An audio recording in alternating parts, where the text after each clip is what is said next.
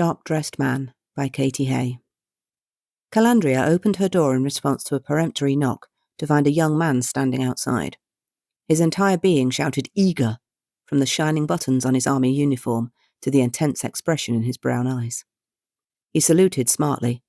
"Lady Calandria Cassidy?" "People usually call me Callie," she replied, leaning a hip against the wall while she considered her visitor. Her father was behind this. She'd bet her life. "Lady Calandria, I've been assigned to protect you." Yep, her father, who couldn't believe his 20-year-old daughter could possibly manage without Daddy's help. "Not today, thank you."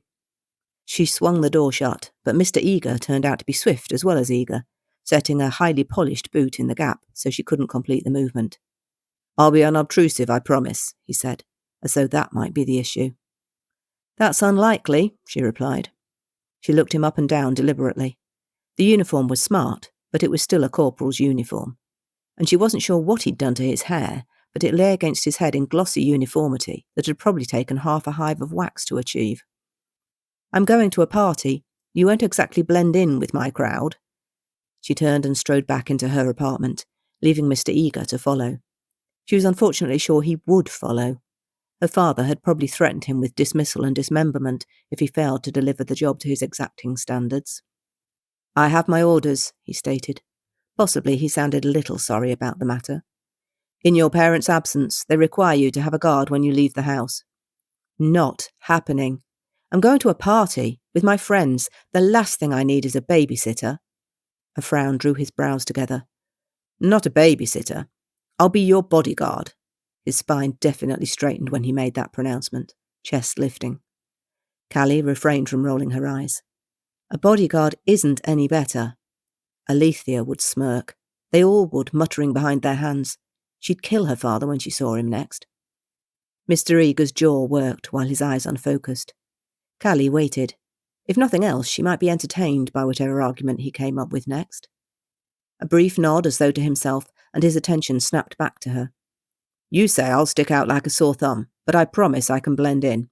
If I prove that, will you allow me to accompany you to your party?" She scrolled through protests, then dismissed them all. The quickest way to get rid of him was through compliance, the way she often did with her father. Adopting a bright grin, she nodded. "Sure. If you can fit in, it's a date." He blinked in alarm. "I promise you, everything will be entirely above board." "How disappointing," she drawled. His eyes narrowed. "Are you trying to provoke me?" Oh, some personality was hidden in there. "Am I succeeding?" A smile flashed across his face, almost too fast to be seen. "Would you show me what you plan to wear?" It was her turn to be surprised. "Are you the fashion police?" He glanced down at his uniform with a self-deprecating twist of his lips. "Hardly. I simply need to know what I'm blending in with." Oh, this was going to be good. "That's fair. Wait here." When Callie returned from her dressing room, she hadn't taken too much extra time, just enough to make a point, she hoped. He was waiting exactly where she'd left him. It didn't even seem as though he'd taken the chance to snoop, or he'd been very subtle about it. "I thought I'd wear this." Her new emerald green dress was draped over her arm. She saw his eyes widen. It looked every bit as expensive as it had been. "It's been sitting in the back of the wardrobe for months," she told him mendaciously. "I thought it was time to give it an airing." That nearly there grin flashed again. "Sitting in the back of the wardrobe, huh?" "Exactly," she smiled sweetly. "I can't say for sure what everyone else will be wearing, but something along this line. We like to be smart." "I see." His jaw worked. He clearly wasn't going to admit defeat easily. Dismissal or dismemberment. For a moment she felt sorry for him, but if he lost his job she'd weep at her father until he reinstated the man. He straightened and gave another nod. She was sure she saw his hand twitch, as though he wanted to salute but managed to stop himself. He was adaptable, at least, but that was a long way away from blending in with her friends. "Very well. I'll collect you at 7. "Fine. My car is booked for 7, so don't be late." He looked her straight in the eyes. "I'm never late." Callie had no problem believing that. The knock on the door at 10 to 7 was completely different, a smart, informative rap. It was probably her driver. Was it wicked of her to consider leaving early to confound Mr. Eager? No, If she'd made a bargain, she'd stick with it. Besides which, she didn't trust him not to follow if she didn't resolve the matter before she left. Barefoot, she pulled the door open. "I'll just be a few—" Her breath ran out. It wasn't her driver. It was Mr. Eager.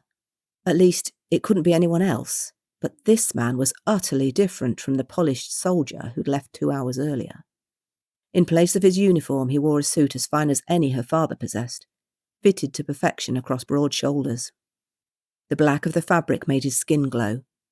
His chin had been clean-shaven earlier, but now a hint of beard shadow framed. Had his jaw been that square before? His hair had been waxed into uniformity, while now it relaxed in tousled waves. He smiled, a slow, lazy, sultry gesture that made a dimple pop in his left cheek. "Do I pass muster, my lady?" Where did you get that suit?"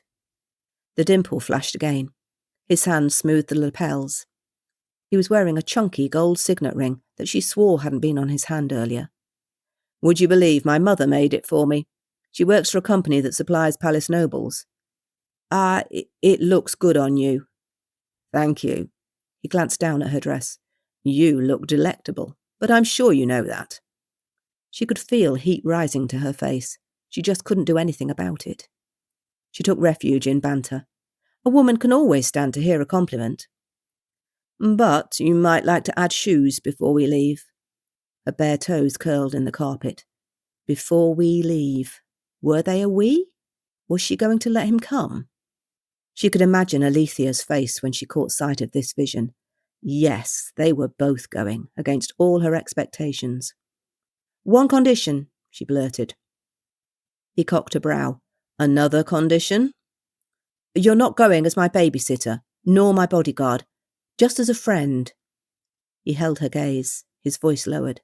"I don't consider your friendship a just, my lady." Alethea was going to die. "You'd better call me Callie, not my lady." "I'm Jasek. You'd better call me Jay, if we're friends." Her toes gripped the carpet again. A car pulled up to the road behind him. Without giving any sign he'd noticed, he added, "This is probably the right time for you to put your shoes on, Callie.